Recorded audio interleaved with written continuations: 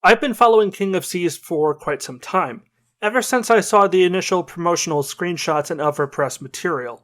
A lot of indie developers and AA-sized development teams seem to be latching onto the success of Sea of Thieves, using its success as an anchor for their ambitions, enabling them with the confidence they need to allow the game to sail through the misty mires of prototype uncertainty and the subsequent turbulent waters of development. Now that I've fired off a few live rounds of piratey puns, which I'm sorry I can't help but doing, because this is a real, pirate game after all, let's talk about what King of Seas actually is. King of Seas is a real-time strategy game that also incorporates many elements of an action RPG, which is an interesting, although definitely not unprecedented move.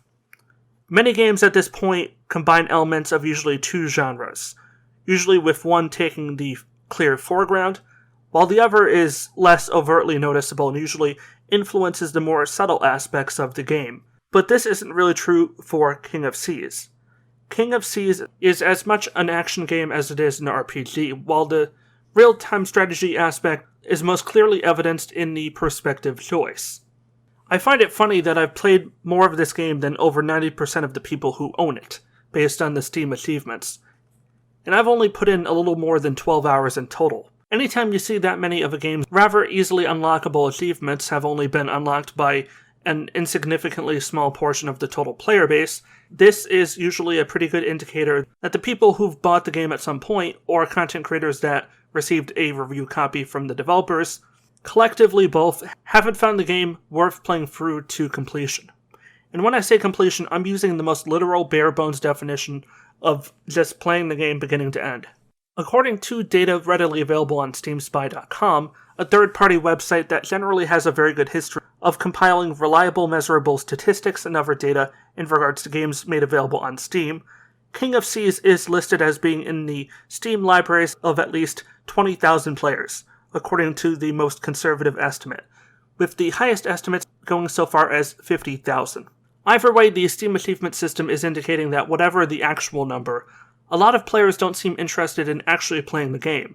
In the past week, the game's initial launch week, the average concurrent number of players is barely 250, and rapidly dropping, meaning that barely 10% of the people who bought the game are currently still playing it. Even Marvel's Avengers, a game that everyone views as quote-unquote the ultimate dead game, still managed to triple that number in the past 24 hours with over 750 concurrent players.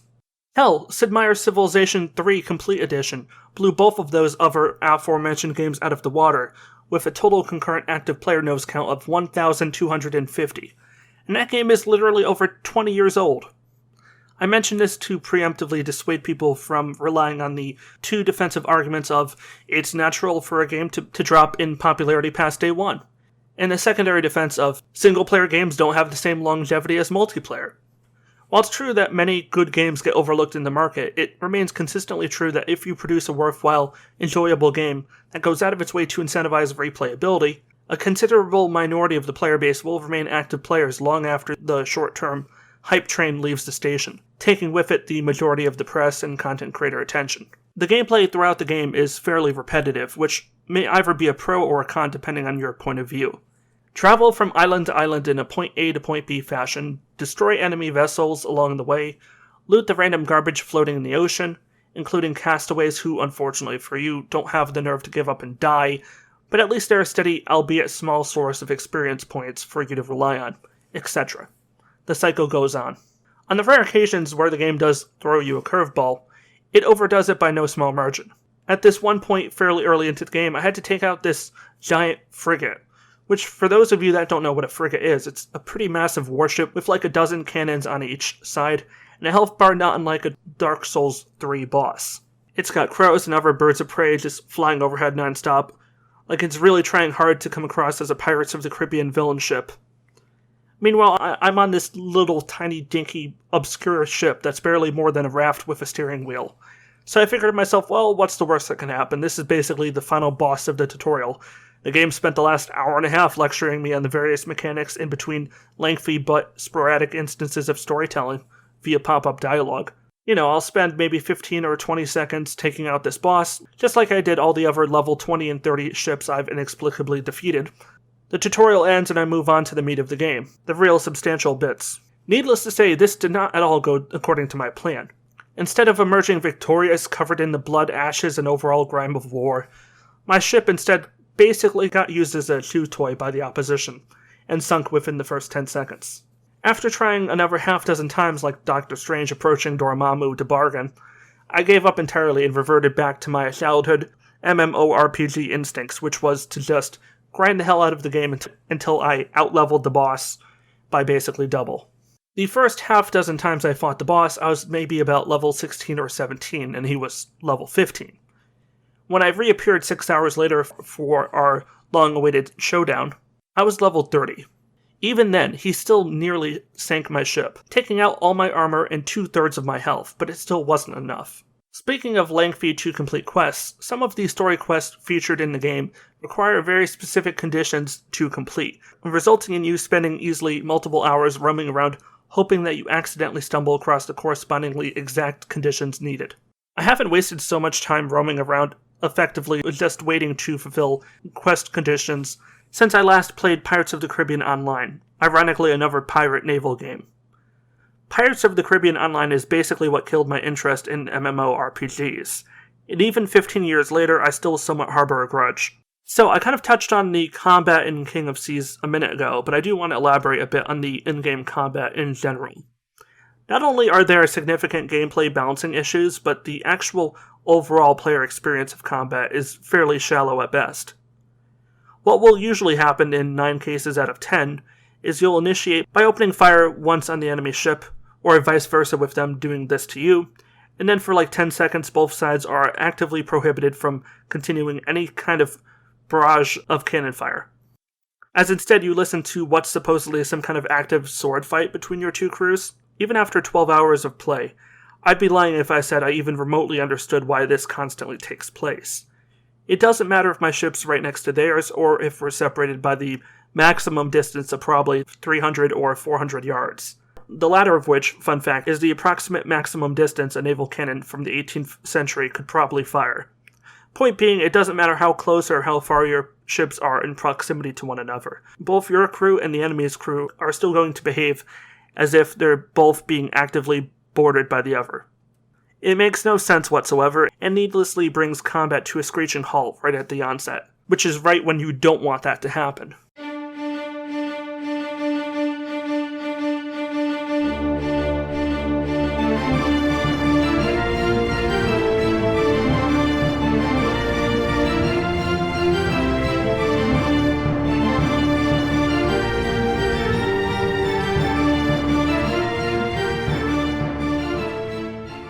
You don't want to kill your momentum just when it's begun. The music in this game, a pretty active component, is very annoying. But not because the tracks themselves are bad, because they're not, but because there's maybe only 4 or 5 of them in total. You've got one for normal, peaceful sailing, you've got one for when you're under attack, you've got one for when you're sailing in dangerous weather, and you've got one for the mandatory story sequences. I might be missing something, but those are the only tracks I noticed. Because of this endless repetition, I decided ultimately to disable music entirely in-game, and instead opted to listen to YouTube in the background. Far more entertaining, comparatively. The menu navigation and the controls in general for this game is all abysmal. I've never heard of a self-described action RPG or real-time strategy game that has no built-in mouse controls, and actively disallows players from being able to turn the camera or move the camera at all. The only camera-related movement I can perform in Sea of Thieves. The only camera-related movement I can perform in King of Seas is to zoom in or zoom out, and even then it only has a very limited amount of zoom. The furthest the camera will let you zoom out is comparable to the kind of perspective I'm used to seeing in Diablo. Would basically be considered medium range by most of us who have ever played a real-time strategy game before. While I was reading through most of the story dialogue which serves to propel the game's narrative fervor, I was struck by how tonally inconsistent it was with the rest of the game. From a gameplay perspective, the game is rather complex, with a lot of systems and mechanics you have to learn and constantly be aware of.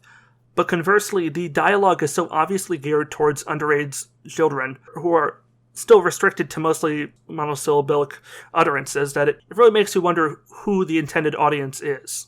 I'm all for humor. If a game's humor can make me laugh, I'll give it credit. But it doesn't even feel like players of my age and gameplay experience were even a consideration. And we were the people the game was marketed towards. The dialogue would feel more at home in a Roblox game or LEGO universe than it does here. It's generally not funny and not really interesting beyond the initial story setup. One of the advantages to getting bigger ships in the game is that you can have bigger crews maintaining them. But in my entire time playing, I don't think I've ever once seen any of my NPC crewmates. They're just an invisible statistical variable. You can't really do anything with them. You don't get to name them or customize their outfits. You don't get to upgrade them to give them better stats and skill unlocks. You don't have to worry about keeping them happy for fear of them otherwise potentially leading a mutiny against you. Kind of like what happened to Jack Sparrow. You don't even have to really do anything to convince them to join your crew in the first place. From the very first time I went shopping for recruits, I had like 100 NPCs all lining up to join my crew. When I say recruiting, I use that term very loosely. I didn't have to do anything to recruit these people.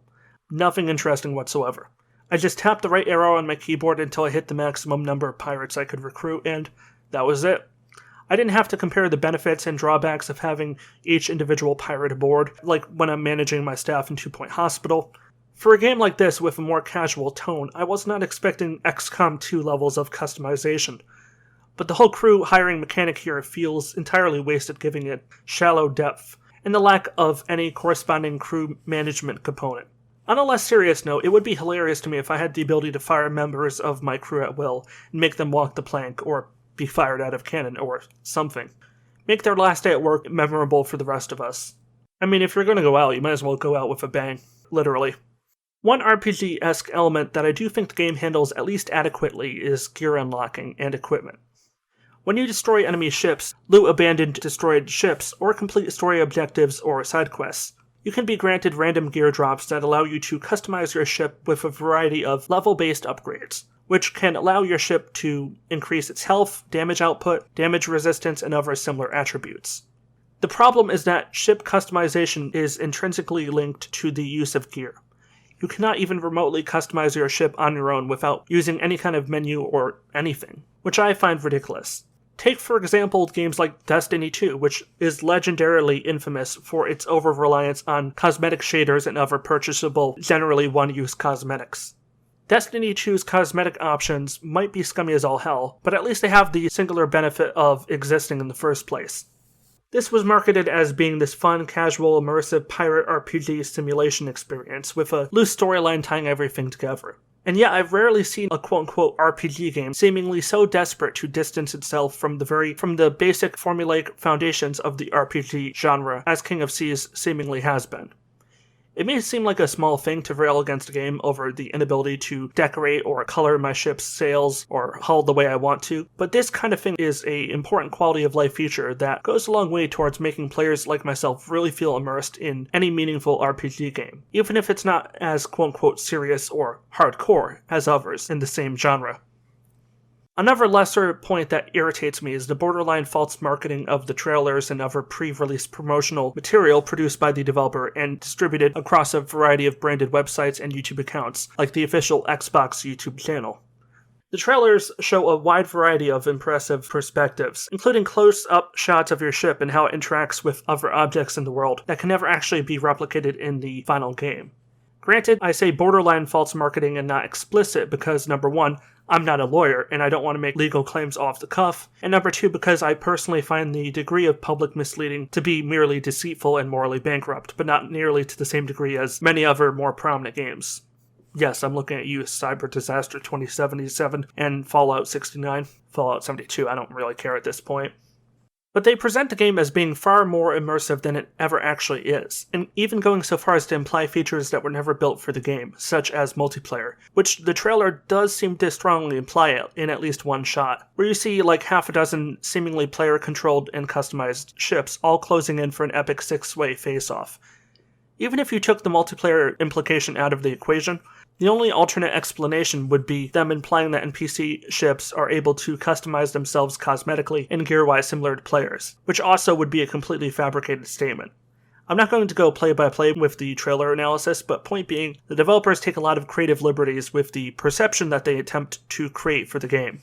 Whatever you're looking for, whether it be a traditional RPG, complete with all the usual bells and whistles, an action RPG with chaotic fun and engaging combat, or a real-time strategy game with all its correspondingly over-sophisticated mechanics aimed at a overall Ivory League intellectual player base, King of Seas ultimately delivers none of the above.